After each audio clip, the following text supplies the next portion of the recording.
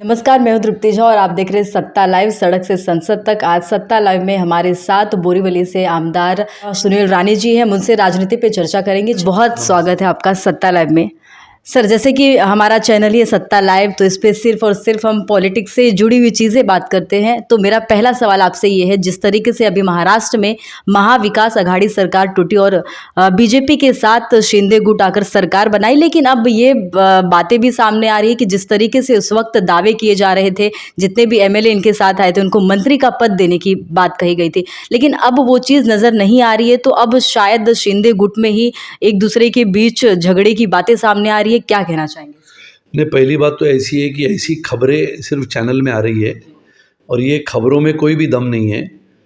शिंदे जी के नेतृत्व में और सम्माननीय देवेंद्र जी के नेतृत्व में भारतीय जनता पार्टी और बाळासाहेबांची शिवसेना जिसको कहते हैं, ऐसे शिंदे गुट की सरकार बहुत अच्छी तरह से काम कर रही है।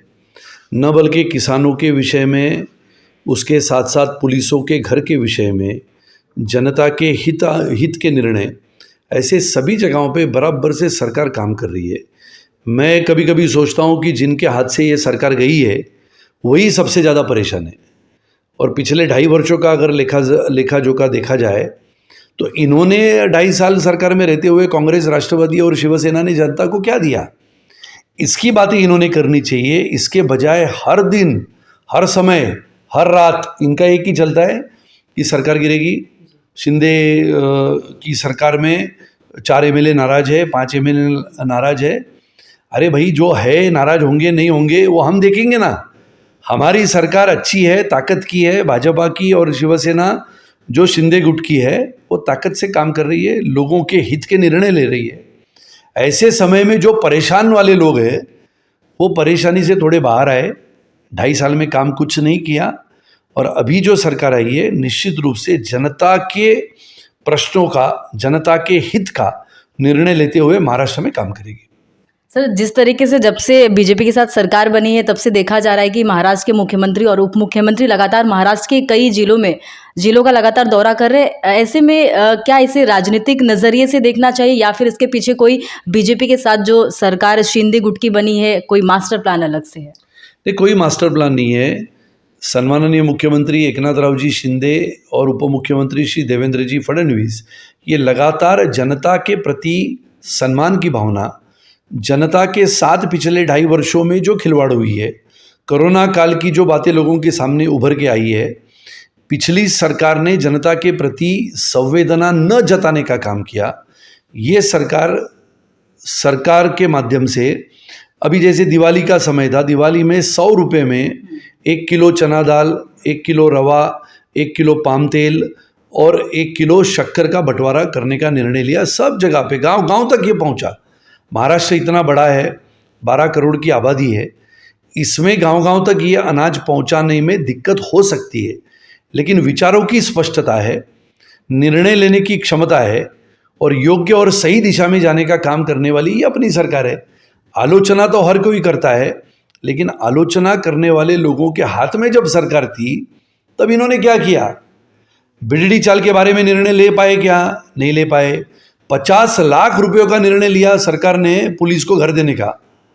जो 50 लाख रुपये अगर पुलिस में काम, यानी पुलिस इस नाते काम करने वाला व्यक्ति जीवन भर भी काम करे तो 50 लाख रुपये की राशि का घर वो नहीं ले सकता है। ये सरकार ने वो 50 लाख रुपये राशि की कीमत सीधे 15 लाख रुपये तक लाई, न घोषणा की। घोषणा करने के पश्चात उसका नोटिफिकेशन और पुलिस को 15 लाख में बिजली चाल में रहने वाले पुलिस को घर देने का, जो एक पिछले कई वर्षों से जिसके बारे में सरकार लगातार ये कहती थी कि सर घर कैसा देंगे, वो घर देने का प्रयास पूर्ण करने का काम एकनाथरावजी शिंदे की सरकार ने और उप मुख्यमंत्री देवेंद्र जी ने पूरा किया। ऐसे एक नहीं 10 मुद्दे हैं। इसके लिए मैंने कहा कि जो परेशान है उन्होंने परेशानी से बाहर आने का मार्ग ढूंढना चाहिए। ये सरकार 2.5 साल नहीं, आने वाले 5 साल भी चलेगी। सर, हर पार्टी कहती है कि हम हिंदुत्ववादी हैं। असल में कौन हिंदुत्व है और कौन हिंदुत्व के लिए खड़ा है? देखो, हिंदुत्ववादी कहने का अगर अधिकार किसी को जाता है तो भारतीय जनता पार्टी को जाता है। हमारे आदरणीय प्रधानमंत्री श्री नरेंद्र मोदी जी ने पहले भी कहा था कि इस देश में राम मंदिर का निर्माण किया जाएगा, लेकिन 2/3 बहुमत नहीं था। स्वर्गीय अटल बिहारी वाजपेयी जी भी लगातार कहते थे कि इस देश में राम मंदिर का निर्माण होगा, भव्य राम मंदिर बनेगा। लेकिन जिस दिन 2/3 बहुमत लेके भारतीय जनता पार्टी संसद में अपना प्रधानमंत्री पद का उम्मीदवार बिठाएगी, भारतीय जनता पार्टी का प्रधानमंत्री पद का उम्मीदवार इस नाते मोदी जी ने जिस दिन कमान संभाली उस दिन 2/3 बहुमत नहीं था। 2/3 बहुमत 2019 को मिला और 19 को 2/3 बहुमत मिलने के बाद सबसे बड़े हिंदुत्व के मुद्दे को भारत में अगर किसी ने न्याय देने की बात की तो आदरणीय प्रधानमंत्री नरेंद्र मोदी जी थे और राम मंदिर का भव्य निर्माण काम शुरू हुआ। इस देश में बसी हुई राक्षसी धारा 370 को खत्म करने का ऐलान बहुत सारे नेताओं ने किया। भारतीय जनता पार्टी की ये विचारधारा थी, भारतीय जनसंघ की विचारधारा थी। सर, स्वर्गीय श्री बाला साहेब ठाकरे जी के विचारों को किस तरीके से बीजेपी आगे लेकर चल रही है या किन किन विचारों को फॉलो करते हुए बीजेपी आगे जा रही है?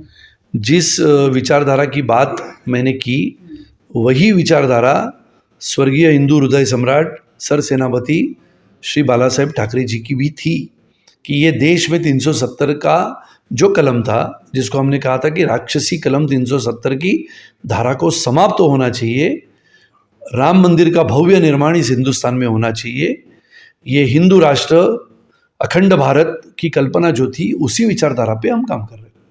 सर, आखिरी सवाल आपसे लेना चाहूँगी कि आपने राजनीति में जब कदम रखा, आपका राजनीति में आपका सफ़र कैसा रहा, अगर इन शॉर्ट आप बोलना चाहें? राजनीति का सफ़र आज नहीं बल्कि 25 वर्षों से मैं राजनीति में हूँ। 1997 में मैंने राजनीति में भारतीय जनता पार्टी का युवा मोर्चा के महाराष्ट्र के उपाध्यक्ष इस नाते मैंने प्रवास शुरू किया था।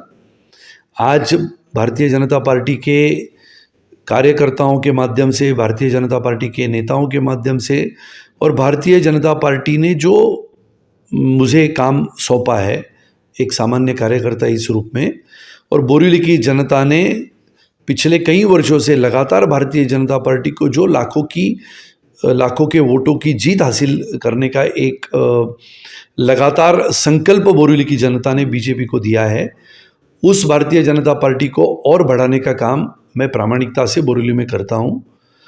बोरीवली के साथ साथ मुंबई की भारतीय जनता पार्टी के महामंत्री की भी जिम्मेदारी मेरे ऊपर है, जिसको लेते हुए जहाँ पर भारतीय जनता पार्टी के विधायक नहीं हैं, जहाँ पर भारतीय जनता पार्टी के नगर सेवक नगर सेविका नहीं है, ऐसे बहुत सारे इलाके मुंबई में हैं जहाँ पर हम लगातार विषय को लेके, मुद्दों को लेके, प्रश्नों को हल करने के लिए प्रयास करते हैं।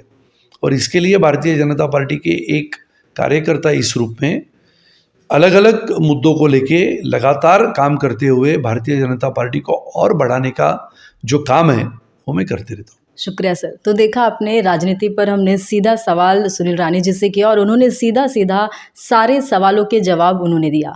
हम सत्ता लाइव में आपके सामने इसी तरीके के बड़े बड़े जो कद्दावर नेता हैं उनके इंटरव्यूज़ लाएंगे और सीधे राजनीति पर उनके साथ चर्चा करेंगे।